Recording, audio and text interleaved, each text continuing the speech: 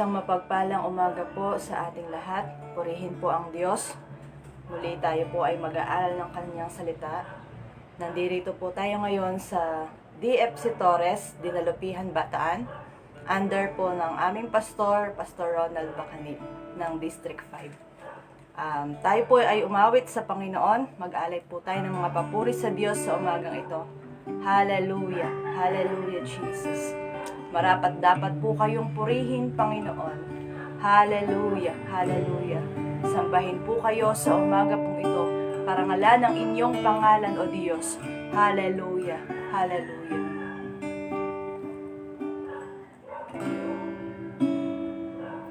Marapat nating dakilain ang Panginoon, nag-iisang manlilikha, tanging tagapagligtas, kahangahangang tagapayo, amang mapagmahal, siya'y kublihang pag-asa ng lahat ng tuhod, lahat ng tuhod sa Kanya'y sasamba, lahat ng labi magsasambit ng papuri, tanging pangalan niya ang itataas, Panginoong Jesus, Panginoon ng lahat. Minsan pa marapat nating dakilain ng Panginoon. Nating dakilain ang Panginoon, nag-iisang manlilikha, tanging tagapagligtas, kahangahangang tagapayo, amang mapagmahal, siya'y kublihan, pag-asa ng lahat ng tuhod, lahat ng tuhod sa Kanya'y sasamba, lahat ng labi magsasambit ng papuri, tanging pangalan niya ang itataas, Panginoong Jesus, Panginoon ng lahat ng tuhod, lahat ng tuhod sa Kanya'y sasamba. Siya nga po, Panginoon. Lahat ng labi magsasabi na kayo lamang ang Diyos. Hallelujah, hallelujah. Tanging pangalan niya ang itataas, Panginoong Jesus. Kayo'y Panginoon ng lahat. Panginoon ng lahat, Panginoong Jesus. Panginoong Jesus. Kayo'y Panginoon ng lahat. Panginoon ng lahat. Hallelujah, hallelujah, hallelujah, Jesus. Hallelujah. Purihin po kayo sa umaga pong ito, Panginoon. Parangalan ang inyong pangalan, O Diyos. Luwalhatiin kayo, Panginoon, sapagkat karapat dapat kayong tumanggap ng mga papuri galing sa inyong mga anak, O Diyos. Hallelujah, hallelujah. Salamat po sa panibagong buhay. Salamat po sa panibagong lakas, Panginoon. Salamat po, O Diyos, sa panibagong pag-asa na kayo lamang ang nagbibigay. Nais po namin sa umaga pong ito, parangalan kayo, pasalamatan kayo, sapagkat dakila ka, Panginoon. Hallelujah, hallelujah. Samahan niyo po kami sa pag-aaral ng inyong mga salita, at kayo lamang yung mahahayag at mapaparangalan, Panginoon. Purihin kayo, O Diyos. Hallelujah, hallelujah. Tanggapin niyo po yung aming mga papuri. Tanggapin niyo yung aming mga pasasalamat. Tanggapin niyo po yung aming pagsamba, O Diyos, sa nag-iisang Diyos, Hari ng mga hari at Panginoon ng mga Panginoon. Kayo lamang po yun, Panginoong Jesus. Purihin po kayo sa umaga pong ito. Hallelujah! Sa inyo po ang lahat ng papuri at pagsamba sa pangalan ng aming Panginoong Jesus. Amen. Amen.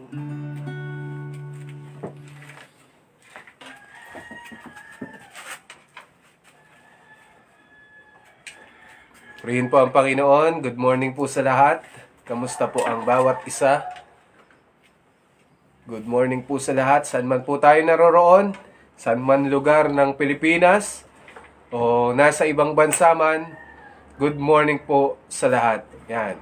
Good morning sa mga taga Batangas po dyan. Yan.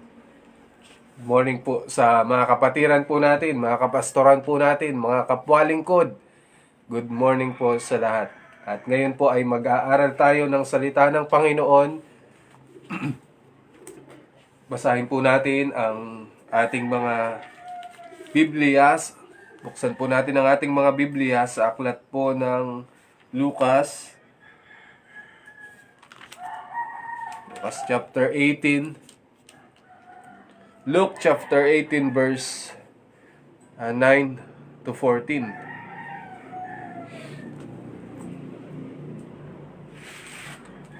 Sa aklat po ng Lucas, Kapitulo 18, versikulo 9 hanggang 14. Ganito po ang sinasabi. Sinabi rin niya ang talinghagang ito sa mga taong matuwid ang tingin sa sarili at hinahamak naman ng iba. May dalawang lalaking pumasok sa templo upang manalangin. Ang isa ay Pariseo at ang isa ay maniningil ng buwis. Tumayo ang Pariseo at nanalangin ng ganito, O Diyos, nagpapasalamat ako sa iyo sapagkat hindi ako katulad ng iba na mga magnanakaw, mandaraya, mga ngalunya, o kay katulad ng maniningil na buwis na ito. 2 beses akong nag-aayuno sa isang linggo at nagbibigay rin ako ng 10% mula sa lahat ng aking kinikita. Samantala, ang maniningil ng buwis na may nakatayo sa malayo at di man lang makatingin sa langit. Dinadagukan niya ang kanyang dibdib at sinasabi, O Diyos, mahabagbo kayo sa akin na isang makasalanan. Sinasabi ko sa inyo, ang lalaking ito'y umuwing matuwid sa harapan ng Diyos at hindi ang Pariseo, sapagkat ang sino mang nagmamataas ay ibababa at ang nagpapakababa ay itataas. Pagpalain po ang salita ng Panginoon. So marahil ito po ay karaniwan o hindi na iba sa atin ang verse na ito. Pamilyar na ang iba marahil dito. Ito po ay patungkol sa Pariseo at Publikano. So direkta na mensahe po ito. Mababasa po natin sa verse 9, direkta ng sinabi. O, ganito yung mensahe na yan. Ito yan. Yung mga taong matuwid ang tingin sa sarili at hinahamak ang iba. So, pagkatapos nun, nung katapos-tapusan ng verse na ito, ng paliwanag o talinghagang ito, yung lalaki daw na kinalugdan ng Panginoon, yung matuwid sa paningin ng Diyos, ay ang Publikano. So, direktang mensahe. So, wala nang masyadong paliwanag patungkol dito. Pero, ito po ay pag-aaralan natin based po sa ating mga sarili at ano nga ba yung mensahe ng Panginoon ngayong umagang ito na mai-apply natin sa ating mga sarili o sa ating mga paglilingkod o sa ating mga simbahan. Una dyan, yung mga Pariseo. So ito po ay isang babala. Pag sinabing Pariseo, ito po ay isang hindi mabuting halimbawa, no? Ito ay dapat na iwasan kasi danger po having the spirit of Pharisees. So kapag ka ang espiritu ng katulad ng Pariseo, yan ay dapat na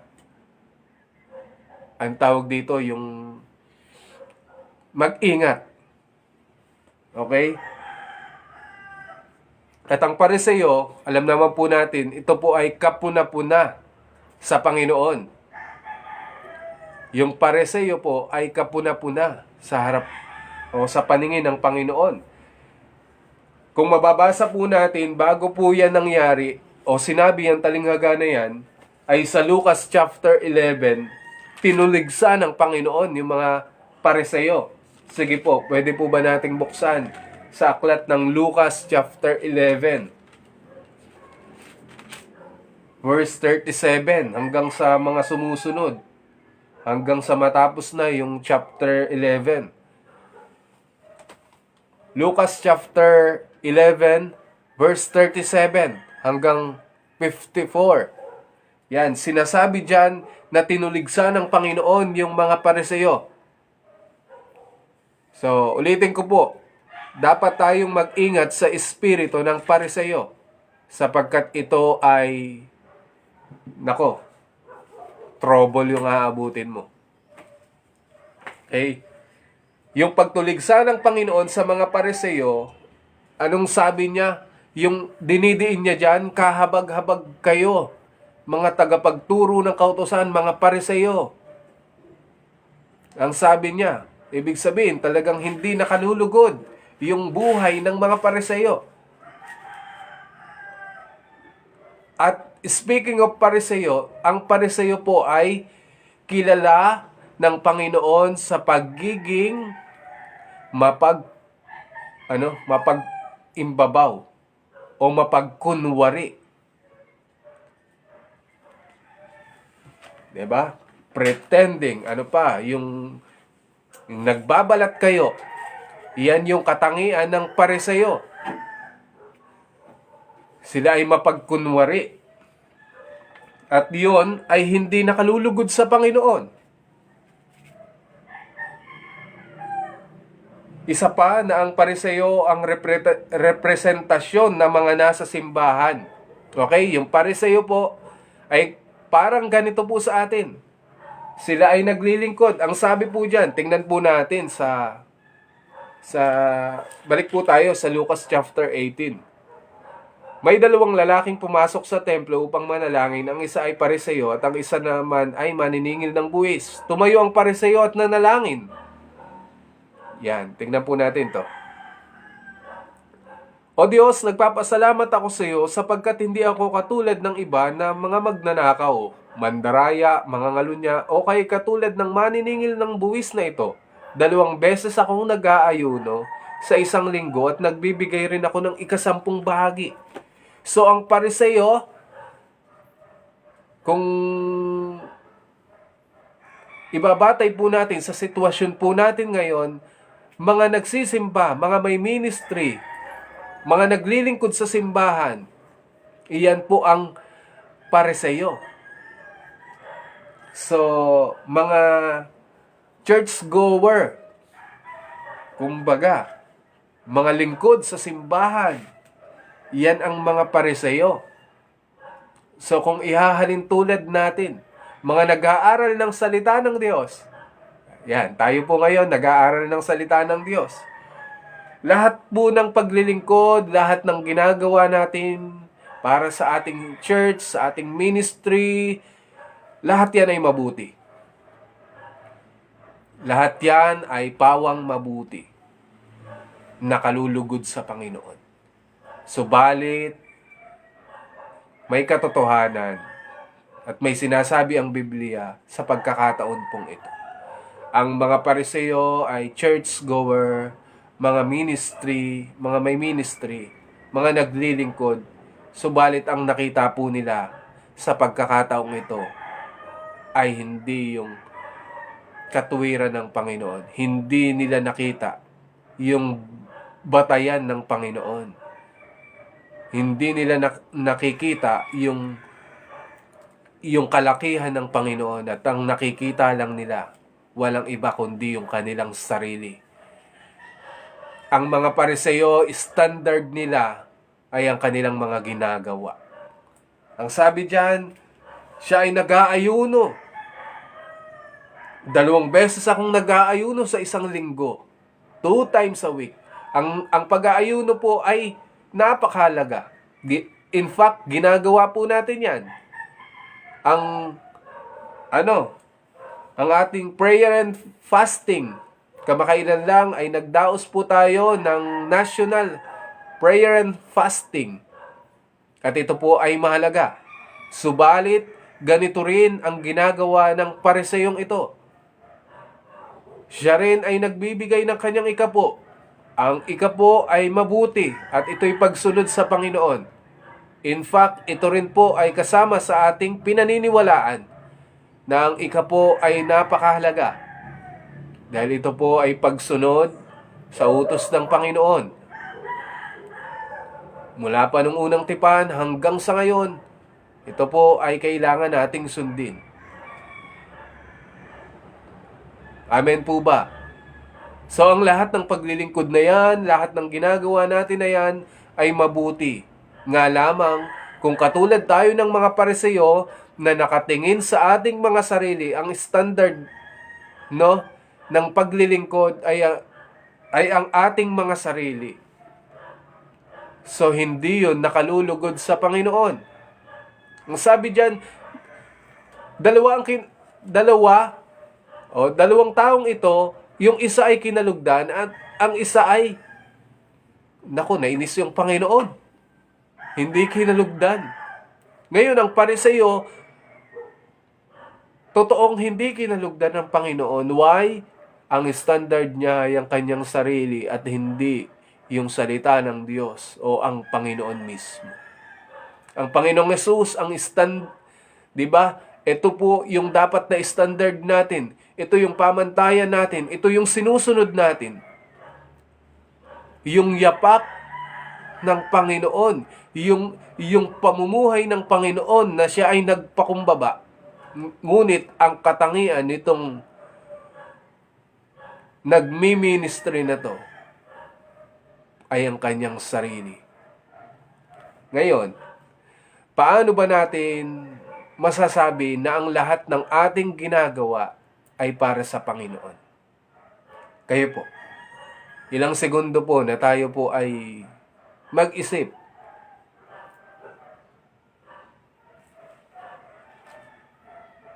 Paano natin masasabi na ang ginagawa natin ay para sa Panginoon?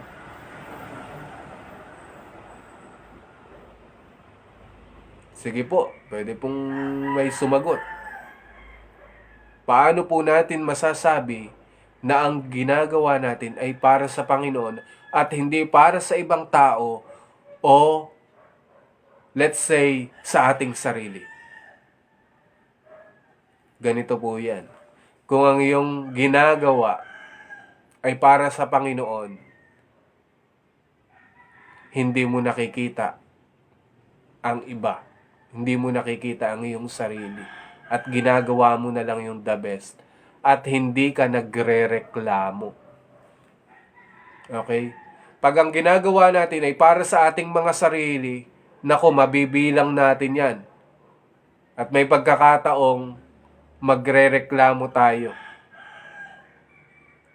Manunumbat tayo. Kung ang ginagawa mong ministry ay para sa iyong sarili, lagot tayo. Bakit? May magre-reklamo ka na. Minsan, binibilang mo na ang ginagawa mo at nakikita mo na yung iba. Teka, panay ako panay ako yung tumatayo, panay akong MC, panay akong song leader. Panay akong dito na lang sa harap. Panay akong pinagpe-pray ni pastor. Ano sabi sa Colossus chapter 3 verse 23? Lucas chapter 3 verse 23. Ano man ang inyong ginagawa, gawin ninyo ng magaan. Colossus nga. Colossus chapter 3 verse 23. Sorry kung namali. Colossus chapter 3 verse 23. Ano man ang inyong ginagawa, gawin ninyo ng magaan sa kalooban na parang hindi kayo sa tao naglilingkod kundi sa Panginoon.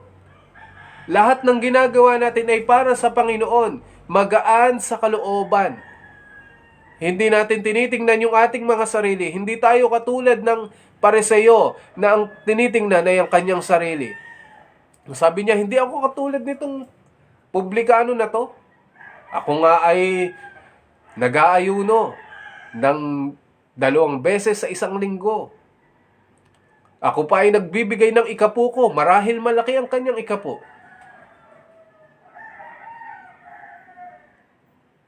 Kung sa Panginoon natin ginagawa ito, hindi na natin makikita yung ating sarili.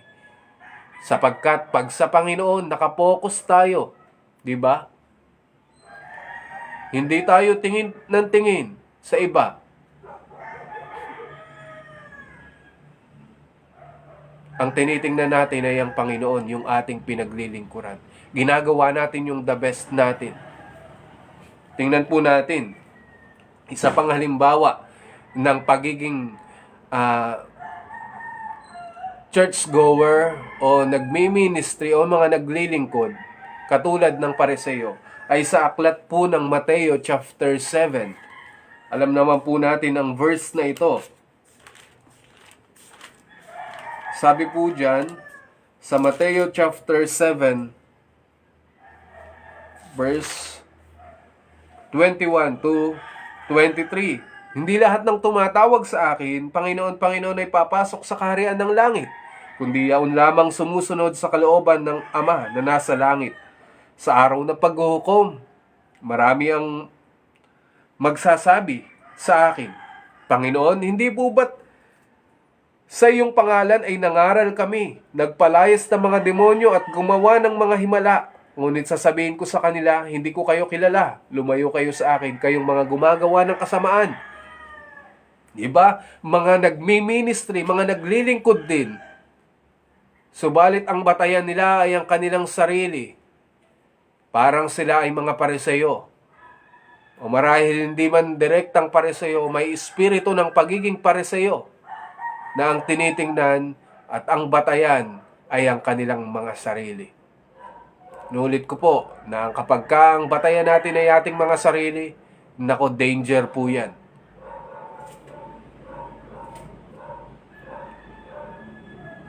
Pwedeng gawin natin ang lahat ng paglilingkod na makikita sa atin ng mga tao. Maraming mga klaseng bagay na mabubuting magagawa tayo. Subalit, sino ang credit doon? Sino ang nagke-credit doon? Credit ba sa'yo o credit ba sa Lord? Minsan na dumarating sa tagpo, nagsasawa ka na. Nasasabi mo pagod na pagod ka. O ikaw ba sa ngayon yon? Kapatid, hindi yun yung batayan. Ay ang Panginoon, batayan mo na ang iyong sarili. Opo, napapagod po tayo. Tayo po ay mga tao, may napapagod sa ating pisikal.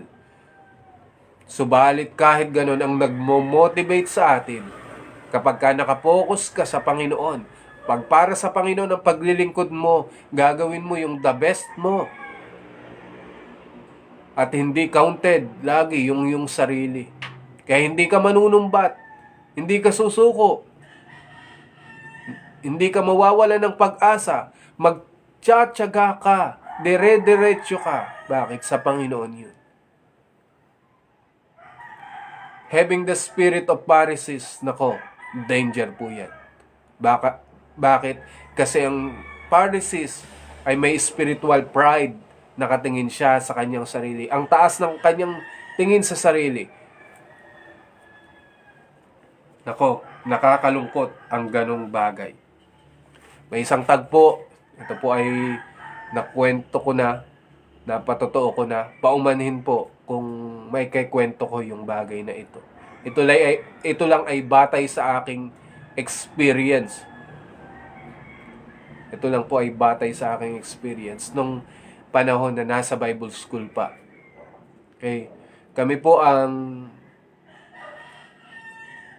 sa attendance dun sa entrance po ng Foundation Day po natin sa Bible School nung 2019 yata. Basta po, nandun ako sa entrance 2018-2019. Kami po ang naglilista doon kasama po ang ibang kaklase ko. Alam nyo naman po yan kapag pumupunta po kayo ng Bible School, ng sentro, pag Foundation Day po natin, nagsasama-sama po tayo doon. At isa po ako doon. So, may experience po tayo na ganito. Meron po kaming, yung isa kong kasama, ang aming teacher, ay hindi nalimutan yung ilista yung salitang pastor doon sa isang tao na yon. Lumapit ang matanda na yon, o matandang pastor, paumanhin po pero hindi po tayo magbabanggit ng pangalan. Ito po ay sample at batay din po sa experience ko na masasabi nating akma dito sa mensahe po natin. Nagalit po itong pastor na to na matanda dahil hindi po nasulat yung salitang pastor at ang nasulat lang yung buo niyang pangalan, nakaligtaan o hindi kilala ng aming teacher na pastor pala yun. So lumapit siya at nagagalit. Ako ang kauna-unahang pastor sa ganito, sa ganyan. Nagpakilala siya. Doon lang isinulat yung kanyang pangalan. Alam niyo mga kapatid, di naman tayo makikilala ng kahit na sino man. Marahil nakikilala niyo po ako ngayon, pero may mga ilan talaga na makakatagpo tayo na hindi tayo kilala. Mga pastor, hindi naman tayo lahat kilala sa buong Pilipinas. Hindi naman lahat nakakilala sa atin. Ibig sabihin yan, kung nakatingin tayo sa ating sarili, nako, maliit na bagay para sa pagkilala sa ating sarili, doon na tayo magre-react. Pagka hindi tayo kinilala, kapag ka Spirit of Pharisees ay nasa iyo, ang Espiritu ng Pariseo ay nasa iyo, nako, kikilalanin mo ang iyong sarili. Wala naman tayong maipagmamalaki. Kahit nga salitang pastor, wala naman tayong maipagmamalaki. Pastor din yung naglilista sa kanya at hindi niya alam. Mga pastor at kapwa din, lingkod niya yun. Isang experience ito. Ngayon mga kapatid, babala para sa atin. Huwag nating gagayahin ang espiritu ng pariseo sapagkat ito ay danger po ito mga kapatid. Huwag nating tingnan yung ating mga sarili, ni katiting sa ating mga sarili, na pag-recognize ng mga tao, hindi lahat makakapag-recognize, makaka-appreciate sa atin. Amen. Nandun na may kikilala sa'yo, mayroon naman na hindi talaga makikilala o ma-appreciate o mare-recognize ka. Anyways, kapag ka sa Panginoon yun, di bali nang hindi ka kilalanin ng tao, makakilala lang yung Panginoong Hesus sa buhay natin. Di baling hindi nyo makilala yung pangalan ko, hindi nyo makilala ang sino man, basta maitaas yung pangalan ng Panginoon at makita sa atin yung salitang kababaan. Ang sabi ng Panginoon, kinalulugdan ng Panginoon yung may mababang puso. Huwag nating tingnan yung titulo natin, yung na-accomplish natin, yung kasalukuyang posisyon mo. Sabi doon, mga churchgoer, mga minister pa, nagmi-ministry, yung Pharisees, representation ito ng mga nasa simbahan, kahit ano man ang nagagawang paglilingkod natin, kahit ano pa yung na-accomplish mo pagdating sa church, nagagawa mo ngayon. Huwag mong tingnan ang iyong ginagawa, ang tingnan mo yung kahabagan at biyaya sa iyo ng Panginoon. Biyaya sa atin ng Panginoon. Karangalan na maglingkod sa Panginoon. Hindi karangalan ng Panginoon na maglingkod ka sa Kanya.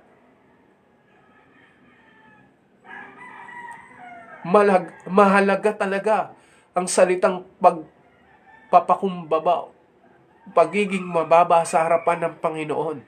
Lahat ng paglilingkod natin, nakikita yan ng Panginoon. Lahat ng ginagawa natin, nakikita yan ng Panginoon. Sabi sa Hebreo, ang lahat ay hayag at lantad sa kanyang paningin at sa kanya tayo magsusulit. Ngayon, kung para sa Panginoon ito, nako, napakagandang balita. Sapagkat lahat ay hayag at lantad. Kung mabuti iyon, nako, benepisyo sa atin yun, mga kapatid. Pero kapag hindi natin ginagawa yun para sa Panginoon, para sa ating mga sarili o para sa mga tao, o meron tayong tinitingnan ng mga tao, doon tayo magkakaproblema. Ngayon, huwag nating itaas ang ating mga sarili. Tama po yun. Sir Antonio Garcia. So, yung salitang publikano naman, ano po yung ginawa? Ang ginawa niya, hindi nga niya, makatingin sa langit, di makatingala. Nakayuko pa. At dinadagukan yung kanyang sarili na sinasabi, hindi naman ako karapat dapat. Patawarin mo ako, Panginoon. Lumalapit ng may pagpakumbaba. Dalawang klase ang pagtingin natin sa ating mga sarili. Yung mensahe po dyan. Dalawang klase na ang pagtingin mo sa iyong sarili. Una, para kang Pariseo na tinitingnan mo yung ginagawa mo. Tinitingnan mo yung kataasan mo, yung position mo, yung narating mo. Itong publikano, tinitingnan niya yung kanyang sarili na na mababa sa harapan ng Panginoon. Na hindi karapat dapat sa Panginoon. Pero dahil sa sukdulang biyaya ng Panginoon, nakalapit po siya. At kinalugdan siya ng Panginoon. Kinalugdan siya ng Panginoon dahil sa pagiging mababa. Pwede nating tingnan ang ating mga sarili sa paraang hindi naman talaga tayo karapat-dapat. At pag nakita natin ang ating mga sarili, nakikita din natin ang Panginoon, yung kataasan niya, yung kalakihan niya, yung pag-ibig niya. Hindi natin nakikita yung ginagawa natin. Sapagkat wala kang magagawa kung walang lakas na ibinigay sa iyo ng Panginoon. Wala ka sa posisyon mo na yan kung hindi dahil sa Panginoon. Ano yung ipagmamalaki natin? May kayamanan ka, meron kang ari-arian, hindi mo yan makakamit kung hindi dahil sa lakas na ipinagkaloob sa iyo ng Panginoon. Kung hindi dinadagdagan ng Panginoon yung buhay mo, kung wala ka ng buhay, wala ka yan. Wala ka dyan sa kinatatayuan mo. Ano man ang marating natin, tagumpay man yan, nakakamit man yan, pangarap man yan, makamtan man natin yan. Tandaan natin, ito'y galing sa Panginoon at biyaya lamang ng Panginoon ang buhay natin. Salamat na lang sapagkat may salita ng Diyos na nagtuturo sa atin, nagtutuwid sa atin. Hindi naman tayo lahat perpekto. Pero salamat sa Panginoon. Kasi tinutulungan tayo ng Panginoon. Kasama ang banal na Espiritu na mamuhay tayo ayon sa kanyang kalooban. Tinutuwid niya yung tinuturing niyang anak. Dinidisiplina niya tayo. Lahat naman tayo dumadaan sa proseso. Huwag tayong maging Pariseo. The danger of having the spirit of Pharisees. Salamat po. Salamat sa Panginoon. Salamat sa banal na Espiritu na nagtuturo sa atin na maging maayos ang buhay. Tandaan po natin, sino mang nagpapakataas ay babagsak. Sino mang nagpapakababa ay tataas ng Panginoon. Ano yun? Maaaring promotion sa lupa. Maaaring dito pa lang i-promote ka na ng Panginoon. Maaaring hanggang dun sa buhay na walang hanggan ay kilalanin ka ng Panginoon. Magandang umaga po sa ating lahat. Salamat sa Panginoon. Tayo po ay manalangin. Manaming Diyos, tulungan niyo po kami na mamuhay ng ayon sa inyong kalooban. Kalugdan niyo lahat ng aming mga ginagawa. Hayaan po ninyo na ang credit ng lahat ng ito, walang iba kundi kayo, Panginoon. At hindi na namin makita pa yung aming mga sarili. Pagkataong nagpapagod po kami, nahirapan po kami. Pero dahil po sa inyo, Panginoon, nakapokus po kami. Nakatingin at nakatuon po kami sa inyo, Panginoon. Baliwala ang lahat ng iyon. Baliwala ang lahat ng pagod at hirap. Makakamit lang namin yung gantimpala ninyo, Panginoon. Katulad ng kay Apostol Pablo, nahirapan siya kung ano-anong naranasan niya. Pero diretso pa rin siya, Panginoon. Nagpatuloy pa rin siya. Tulungan niyo po kami na ang lahat ng aming mga ginagawa ay para sa inyo at hindi para sa aming mga sarili. Salamat po ng marami. Banal na Espiritu, kayong patuloy na tumulong sa amin. Di po namin kayang mabuhay ng nakalulugod sa inyo.